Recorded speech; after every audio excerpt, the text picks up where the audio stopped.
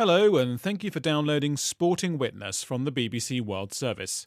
And this week we look back to 2001, when a group of Tibetan exiles and a Danish ex-footballer teamed up to create the Tibetan national football team. Robert Nicholson has been speaking to Michael Nijbrandt and team captain Sonam Wangyal about their first ever game. It's June 2001. And Radio Free Asia is broadcasting live commentary on the first ever international football match involving the Tibetan national side. They're playing Greenland in Copenhagen, but it was a fixture that very nearly didn't happen. The match actually took place was like a sort of a small miracle in my book. Michael Nijbrandt was a semi-professional footballer in his native Denmark. He had a dream to create a football team to represent Tibet, a place he'd come to love. After several months of negotiation, a team had been pulled together and a date had been fixed. But at the last minute, the Chinese government, which steadfastly refused to recognise Tibet, threatened to boycott shrimp exports from Greenland. Michael took his appeal to the Chinese embassy in Copenhagen.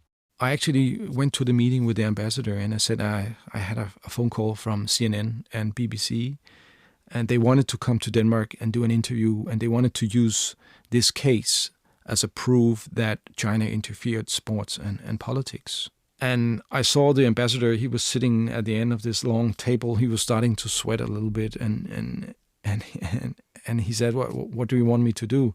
And the interviews you mentioned with CNN and BBC, were they real or were they a bluff? That was a hoax, because I was quite desperate.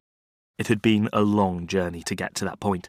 The Tibetan team was not drawn from within Tibet, but from the large community of Tibetan exiles who'd been forced to flee their home country and had found refuge in India. Among them was the team's captain, Sonam Wangyal. Football was a very, very big and important part of the Tibetan society back in India. We didn't have boots and cleats. We played around with whatever we could, but there was always a passion for football. Had you thought about it, the idea of a Tibetan national team? Would that have been a kind of strange idea to you growing up? Never thought in my wildest dream that there will be a day that I'll be representing the Tibetan national team.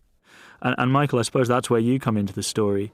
You are a student and you make the choice to go to Tibet. I was a long-time supporter of Tibet, and I wanted to visit the country myself. And on that trip, there was a few nights where we had to take cover in a ramshackle monastery, and I ended up playing football with some of the small monks there. That night in the monastery, I dreamt that I was coach for the Tibetan national football team.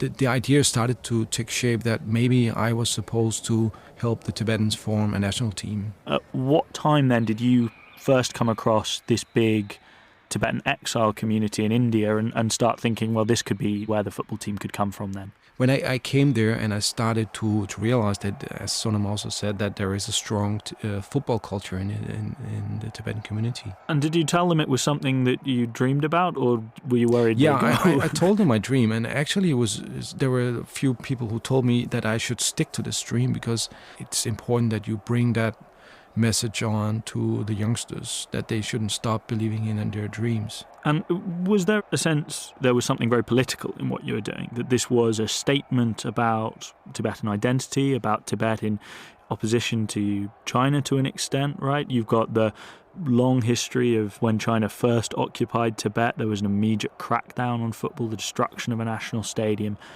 Was there a sense for you that this was a political act, or was it just about football? It is a combination. Political aspirations, being a Tibetan, will always be there. In whatever actions that you do, you cannot hide it, you cannot defend it. But I loved playing soccer too, so it was a very positive combination of something that I am passionate about, and obviously that goodness or the positivity is now attributed to the Tibetan national team, which becomes a political symbol. So the team comes together out of nothing, out of nowhere, and suddenly you're training and there's a game potentially on the cards against Greenland, but the conditions aren't particularly easy. the conditions, the rain and the terrain, everything sort of plays a part, and the cows and the dogs on the pitch. Yeah, it's a lot of distractions. So we had to maneuver through a lot of distraction and the monsoon and the monsoon season. The Chinese threat to boycott Greenland shrimp exports was a potential economic disaster, but the Chinese were also hoping to host the 2008 Olympics and didn't want a sporting row to taint their bid. After Michael Nybrandt's bluff, the Chinese backed down and the game was back on. It must have felt prior to that point that you'd made all this effort, you'd made a team, you'd made an international team, that you were never going to get the official recognition of being a FIFA team or what have you, but nevertheless, once you'd played an international game, that wouldn't be something anyone could ever take away from you, and that you would be a real international team once you'd played a game. It was the first time that, of course, there was an official meeting between Greenland and Tibet, and during those 90 minutes, Greenland accepted Tibet as an equal partner. It was such an emotional feeling when you got into the stadium, and all the 5,000 to 6,000 folks who had come to watch the game, and the Tibetans, I could just see their face. It was just that it's ours. We are here to represent our country and our culture and our custom and our history.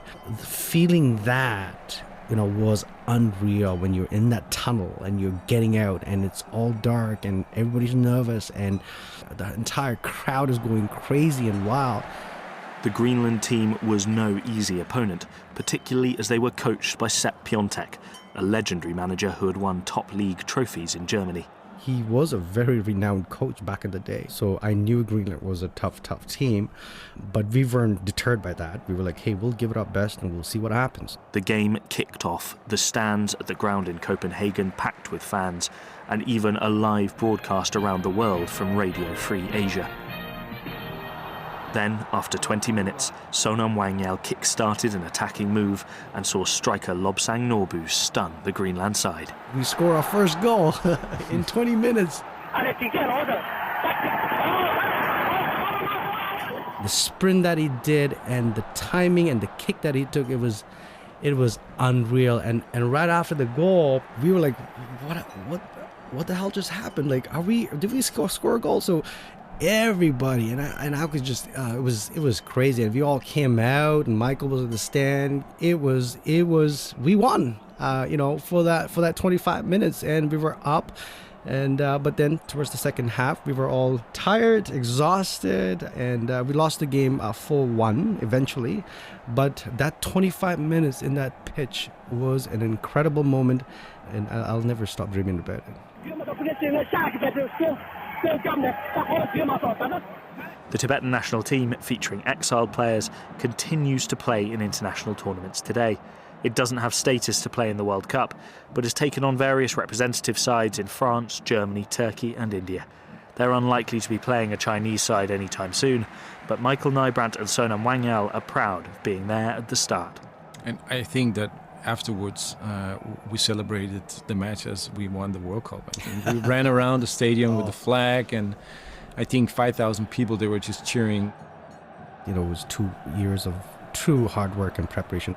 But to us, I think it was 50 years of repression, overcoming that and sort of living that high for 25 minutes, showing the world that, hey, we exist. We love football, and this is what we can do. So it was just a moment of triumph.